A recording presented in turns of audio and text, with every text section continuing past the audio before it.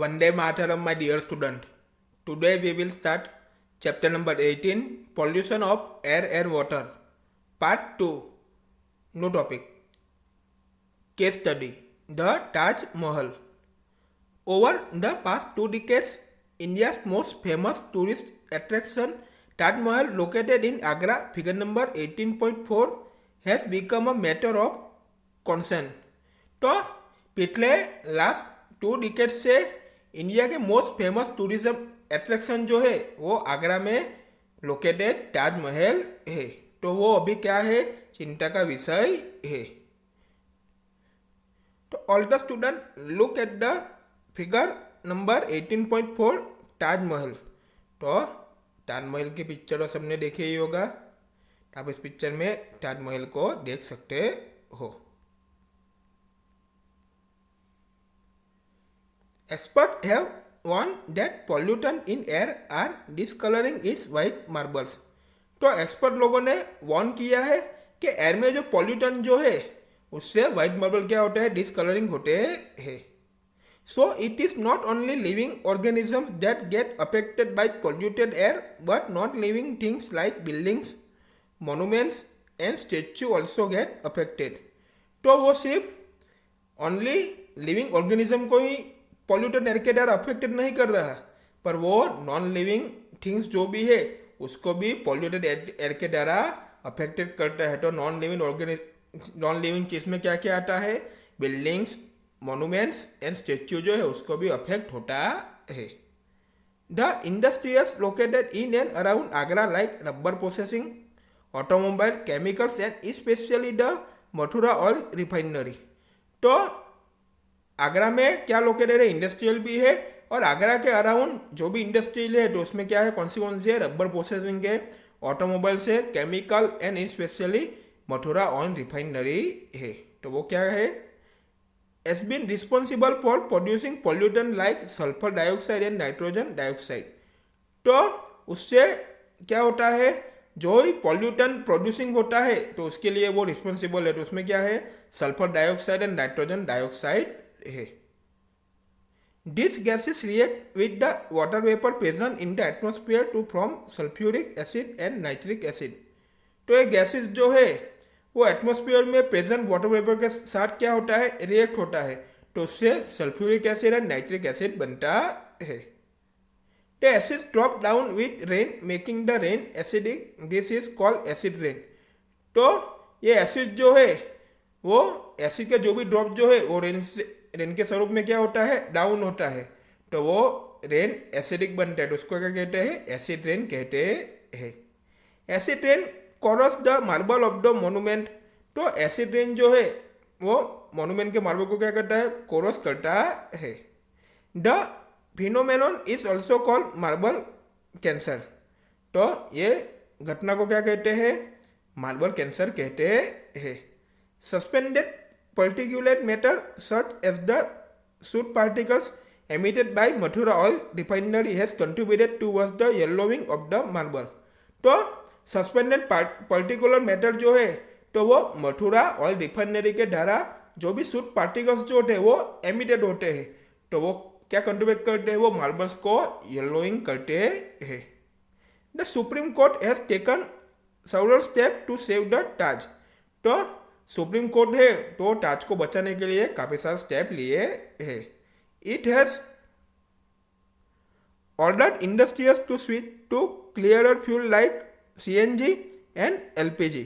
तो क्या किया है, तो अभी जो भी फ्यूल है तो क्लियर फ्यूल का यूज करने के लिए क्या है, इंडस्ट्रियल का भी ऑर्डर है, वो सीएनजी एंड एलपीजी। तो वो क्या है, कैसा है, क्लीन है।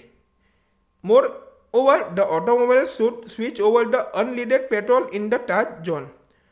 तो जो भी ऑटोमोबाइल जो है तो ताज के जोन में जो भी ऑटोमोबाइल्स जो भी चलाते हैं उसमें कौन सा पेट्रोल, अनलीडेड पेट्रोल का सबसे ज़्यादा यूज होना चाहिए। Discuss with your elders and see what they have to say about the condition of the Taj 20 or 30 years ago। Try to procedure a picture of the Taj Mahal for your scrapbook. तो आपको अपने elders लोगों के साथ क्या करना है कि आज से 20 और 30 ईयर्स से पहले जो था उनकी कंडीशन क्या थी उसके बारे में आपको चर्चा करनी है। और ताजमहल का जो पिक्चर जो है स्केप बुक में क्या करना है, प्रोसीड करना है। New topic, green house effect. You note that the sun rays warm the earth surface. तो आपको पता ही है सन के जो रेज जो है वो अर्थ की सरफेस को क्या करते हैं, वार्म करते हैं, गर्म करते हैं। A part of the radiation that falls on the earth is absorb by it and a part is reflected back into space. तो रेडिएशन का जो पार्ट जो होता है वो अर्थ पर गिरते हैं और उसके द्वारा एब्जॉर्ब होते हैं। तो जो भी पार्ट जो है वो स्पेस में क्या होते हैं, फिर से रिफ्लेक्टेड होते हैं। A part of the reflected radiation is trapped by the atmosphere. तो रिफ्लेक्टेड रेडिएशन का पार्ट जो है वो एटमॉस्फेयर के द्वारा क्या होता है, ट्रैप्ड होता है। The trap radiation further warm the earth. तो जो भी ट्रैपेड रेडिएशन है वो अर्थ को क्या करता है, गर्म करता है। If you have seen a green house in a nursery और एल्सवेयर, तो आपने कहीं पे नर्सरी में ग्रीन हाउस को देखा ही होगा। Recall that the sun's heat is allowed to get in but is not allowed to go out. तो याद करो कि सन का जो हीट जो होते हैं वो उसके अंदर ही अलाउड होता है, उसके बाहर वो अलाउड नहीं होता, उसके अंदर ही होता है। The trap heat warms the green house. तो ट्रैप हीट जो है वो ग्रीन हाउस को क्या बनाता है, गर्म बनाता है। The trapping of radiations by the earth atmosphere is similar. तो अर्थ एटमॉस्फेयर के द्वारा रेडिएशन का ट्रैपिंग जो है वो कैसा है, वो भी सिमिलर है। That is why it is called the green house effect. इसलिए उनको ग्रीन हाउस इफेक्ट कहते हैं। Without this process life would not have been possible on the earth. तो ये प्रोसेस के बिना अर्थ पर लाइफ पॉसिबल नहीं है। But now it threatens life. Excess of CO2 in the air is one of the gases responsible for this effect. तो air में CO2 का बढ़ना तो वन ऑफ द गैसेस जो इफेक्ट के लिए वो वन ऑफ द मोस्ट क्या है, रिस्पॉन्सिबल है। You know that CO2 is one of the components of air. तो आपको पता है ये CO2 जो है वो एयर का वन कंपोनेंट ही है। You have also study the role of carbon dioxide in plants. तो हमने ऑलरेडी प्लांट्स में कार्बन डाइऑक्साइड का रोल क्या है उसके बारे में हमने स्टडी किया ही है। But if there is excess of CO2 in the air it acts as a pollutant. तो एयर में CO2 का बढ़ जाता है तो वो किसके कारण, वो पॉल्यूटेंट की वजह से ही होता है। Can you help Paheli find out the answer to her question. On the one hand CO2 is continuously being released because of human activities। तो on the one hand CO2 जो है वो कंटिन्यूसली ह्यूमन एक्टिविटीज के वजह से क्या होता है, रिलीज होता है। On the other hand area under forest is decreasing. तो on the other hand forest का अंदर के एरिया जो होता है उसमें क्या होता है, डिक्रीसिंग होता है। Plants utilise CO2 from the atmosphere for photosynthesis. तो प्लांट्स जो है वो फोटोसिंथेसिस से एटमॉस्फेयर में CO2 को क्या करता है, यूटिलाइज करता है। Thereby decreasing the amount of CO2 in the air. तो उनकी वजह से एयर में CO2 का अमाउंट क्या होता है, डिक्रीजिंग होता है, कम होता है। Deforestation leads to an increasing in the amount of CO2 in the air because the number of trees which consume CO2 is reduce. तो डिफॉरेस्टेशन की वजह से क्या होता है, एयर में CO2 का अमाउंट क्या होता है, इंक्रीज होता है। और नंबर ऑफ ट्रीज जो है वो उनकी वजह से क्या होता है, CO2 को कंज्यूम करता है, उनकी वजह से क्या होता है, वो CO2 जो है वो रिड्यूस होता है। Human activities thus contribute to the accumulation of CO2 in the atmosphere. तो जो भी ह्यूमन एक्टिविटीज जो है वो एटमॉस्फेयर में CO2 को एक्यूमुलेशन करता है।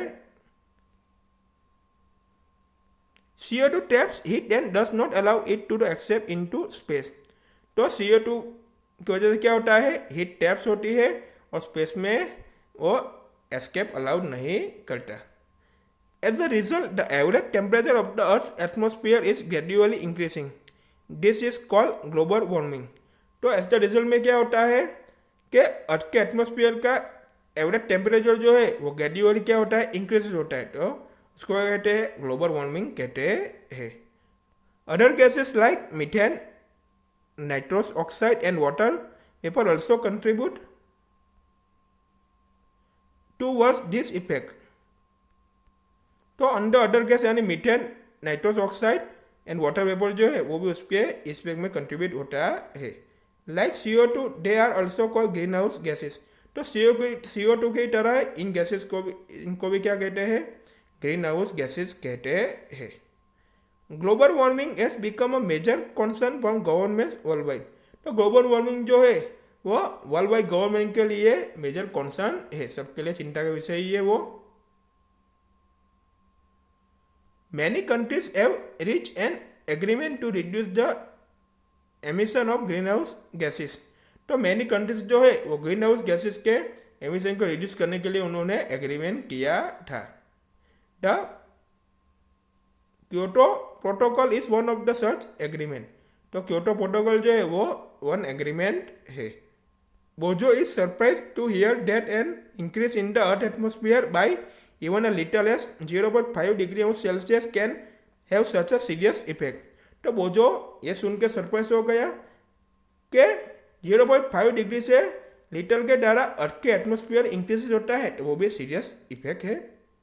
पहली tells him that she had read in the newspaper recently that the Gangotri glacier in the Himalayas has started melting because of global warming.